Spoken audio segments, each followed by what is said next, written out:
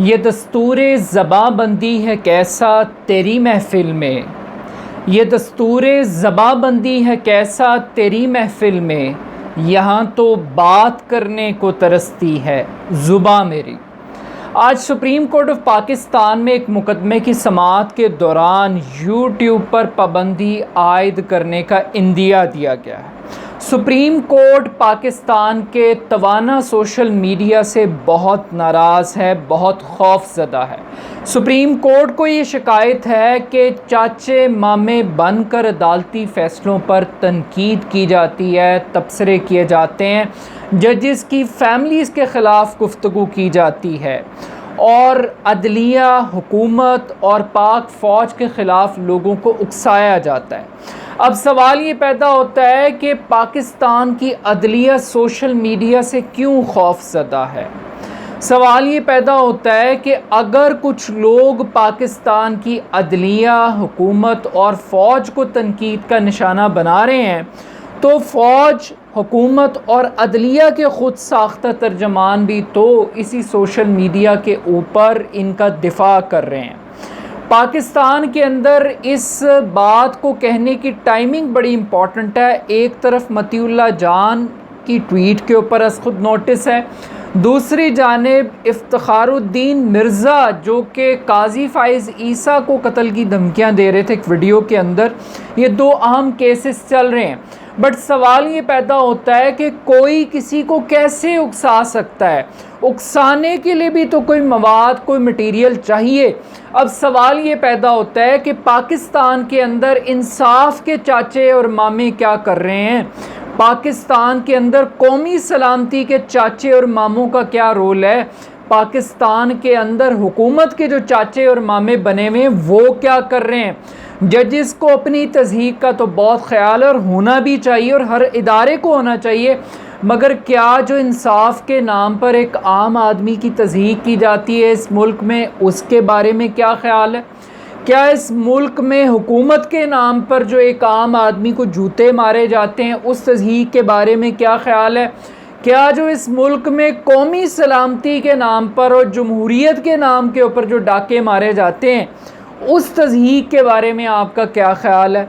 और फिर उससे बढ़ के ये गुफ्तगू हो क्यों रही है, हो इसलिए रही है कि जनाब पाकिस्तान के अंदर एक मॉडल पेश किया गया कि कंट्रोल जमहूरियत होगी, कंट्रोल मीडिया होगा, कंट्रोल जुडिशरी होगी, और अब इन तमाम कंट्रोल के बाद एक नया वेपन क्रिएट हुआ जिसका नाम है सोशल मीडिया, जो अनकंट्रोल्ड है, जिसको रेगुलेट करने की बात की जाती है और ठीक की जाती है, रेगुलेशन होनी चाहिए।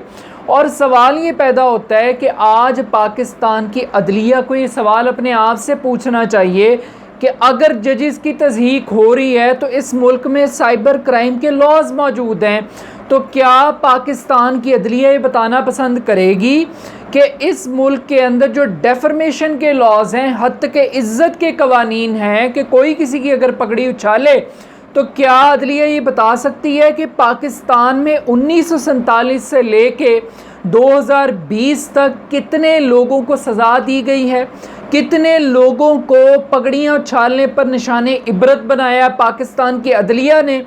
तो ये उंगलियां जब सोशल मीडिया की तरफ उठाते हैं तो चार उंगलियां उन इदारों की जानिब भी बढ़ती हैं। और उससे बढ़ के अब हुआ यहाँ पे ये है कि प्राइवेट मीडिया को तो इश्तिहारात के ज़रिए काबू कर लिया। जो लोग तनकीद करते थे प्राइवेट मीडिया के ऊपर उनको नौकरियों से निकलवा दिया। उन लोगों ने जाके अपने सोशल मीडिया चैनल्स बना लिए, यूट्यूब चैनल्स बना लिए। प्राइवेट मीडिया का बिजनेस मॉडल भी बैठ गया, एडिटोरियल मॉडल भी बैठ गया, लेकिन इस सब के बावजूद टारगेट अचीव नहीं हो रहा। लोगों तक एक मुतबादिल नुक्ता नज़र पहुंच रहा है इस सोशल मीडिया के प्लेटफॉर्म से, वो वन साइडेड पिक्चर स्टोरी नहीं बन रही। अब एक तरफ तो अब हो क्या रहा है, उन लोगों का मुकाबला करने के लिए कभी कहा गया कि यूट्यूब चैनल की 50 लाख रुपए फ़ीस मुकर्रर कर दें, लाइसेंस लाजमी करार दे दें। कभी ये कहा गया कि सोशल मीडिया साइट्स पाकिस्तान से ऑपरेट करेंगी, उनके लिए कुछ ऐसे लॉज बनाए गए जिसके ऊपर तमाम साइट्स ने कहा कि जनाब हम पाकिस्तान के अंदर ऑपरेट नहीं करेंगे। अब आज पाकिस्तान के अंदर डिजिटल पॉलिसी क्या है, कि जनाब पबजी बैन कर दो, बच्चे ख़ुदकुशियाँ करते हैं इस आड़ के अंदर। जनाब इस मुल्क में टिकटॉक को बंद कर दो फहाशी के नाम के ऊपर।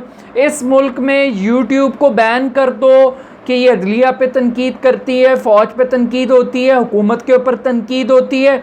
लेकिन कोई ये नहीं बता रहा कि भाई 2% की सज़ा 98% अफराद को जो मुस्बत इस्तेमाल कर रहे हैं, जो मल्टीपल तरीक़ों से इन वेबसाइट्स को, इन सोशल मीडिया प्लेटफॉर्म्स को इस्तेमाल कर रहे हैं, कायदे और कानून के मुताबिक उनको किस जुर्म की सज़ा दे रहे हैं, उनको किस चीज़ की सज़ा मिल रही है।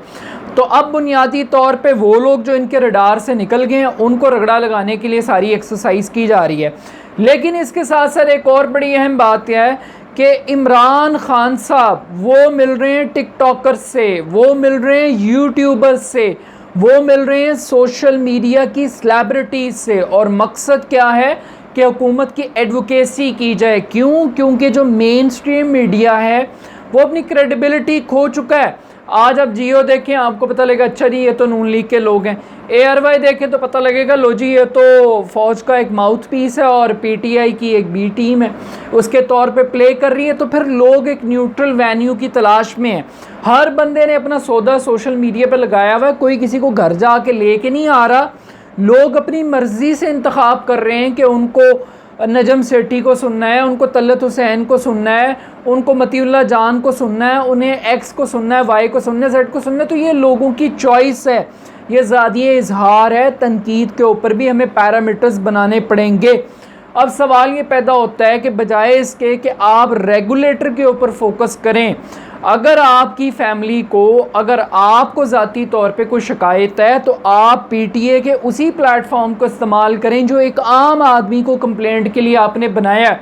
उन्हीं कवानीन के ऊपर अमल करते हुए सज़ा दिलवाने की कोशिश करें उन लोगों को जो इदारों की इज़्ज़त नहीं करते, तज़हीक नहीं करते, मगर उससे पहले इदारों को कहें कि वो भी कोई ऐसा काम करें जिससे कि लोग उनकी इज़्ज़त करें।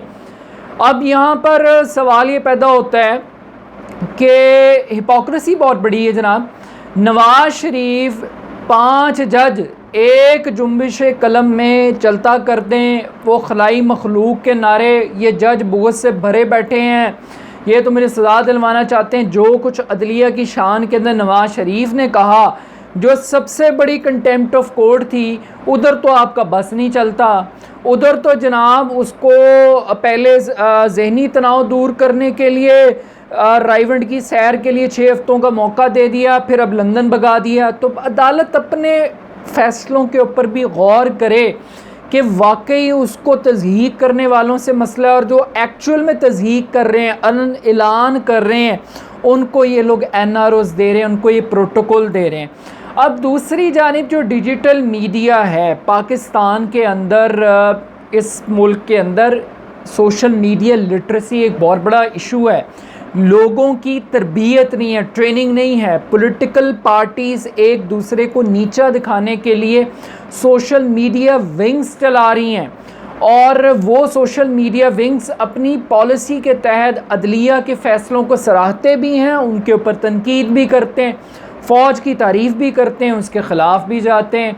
तो ये एक वॉर चल रही है जो कि सोसाइटी को डिवाइड कर रही है, और ये डिवीज़न दुनिया के मुख्तलिफ़ मुल्कों के अंदर है। कोई पाकिस्तान यूनिक नहीं है इस हवाले से, झूठी ख़बरों के हवाले से।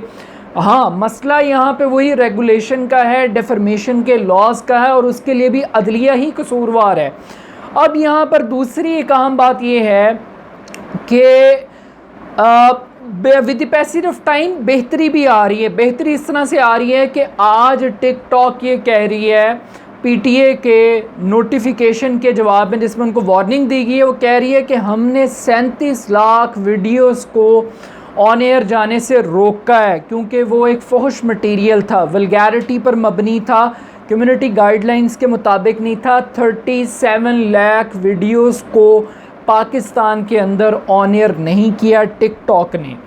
अच्छा, अब फेसबुक की कहानी ये है कि पीटीए ने 2019 की जो ट्रांसपेरेंसी की रिपोर्ट है फेसबुक ने जो अपनी जारी की, उसके मुताबिक पाकिस्तान दुनिया का वो दूसरा मुल्क है जिसने सबसे ज़्यादा कंप्लेंट्स की हैं मुख्तलिफ़ किस्म के कंटेंट को ब्लॉक करने के हवाले से, और ये तादाद बनती है तकरीबन 8000 कंप्लेंट्स। पहले नंबर पे रशिया है, दूसरे पे पाकिस्तान है, तीसरे पे मैक्सिको है, और इसी तरह ट्विटर है जहाँ पे कंप्लेंट्स गवर्नमेंट करती है और उसके मुताबिक वो फिर एक्शन लेते हैं।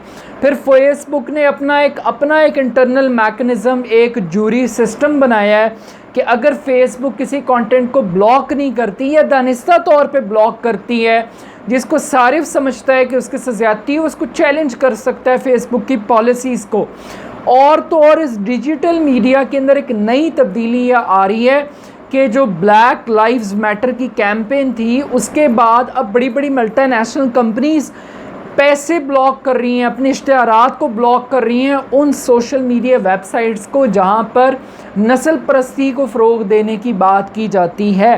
तो ये एक अच्छी चेंज है, सोसाइटी के अंदर डिबेट हो रही है। तो आई थिंक कि जजेस को घबराना नहीं चाहिए, बल्कि उनको अपने कंडक्ट के ऊपर गौर करना चाहिए कि एक सोशल मीडिया इतना ताकतवर नहीं हो सकता कि एक जज को इन्फ्लुएंस कर ले, उसकी फैमिली को इन्फ्लुएंस कर ले। जज को तो बिल्कुल कट ऑफ होना चाहिए। और फिर मैं अगेन आज की वीडियो में भी रिपीट करूँगा कि काजी फाइज़ ईसा का जो ट्रायल किया गया, जो जस्टिस वकार सेठ का ट्रायल किया गया, पाकिस्तान की अदलिया तब कहाँ थी? तब कहाँ थे ये तौहीन अमेज़ गुफ्तगू और ये सोशल मीडिया और ये सारी बातें? तब तो कोई नहीं बोल रहा था। क्यों? क्योंकि उस वक़्त एक रियासती इदारा एक तरफ खड़ा था और जजेस एक तरफ खड़े थे, तो फिर इज़्ज़त कुछ लोगों की थी, कुछ की नहीं थी। तो ये भी इस मुल्क के अंदर एक सैड रियलिटी है। बट आई थिंक कि इस मुल्क के अंदर जो सोशल मीडिया एक डिजिटल रेवोल्यूशन है, एक डिजिटल इकॉनमी है, और अब तो दुनिया भर के अंदर इंटरनेट को एक फंडामेंटल राइट के तौर पे एक्सेप्ट किया जा रहा है। तो इस किस्म की कदगनें, इस किस्म की चीज़ों को करने से सोसाइटी के अंदर फ्रस्ट्रेशन बढ़ेगी, तनकीद बढ़ेगी। तो इदारों को भी टॉलरेट करना पड़ेगा और अपनी हदूदों क़यूद का तयन करना पड़ेगा। ज़रूरी नहीं है कि अदालत के हर फ़ैसले की तारीफ़ की जाए और ज़रूरी नहीं है कि अदालत के हर फ़ैसले को तज़हीक का निशाना बनाया जाए। ये बात ठीक है कि कुछ एथिक्स, कुछ सेंस ऑफ मोरालिटी, कुछ रूल्स ज़रूर होने चाहिए, लेकिन उन रूल्स पे इम्प्लीमेंटेशन करवाना इदारों का काम है। बैन कर देना चीज़ों को और 98% को 2% की गलतियों की सज़ा देना, ये जस्टिफाइड नहीं होगा।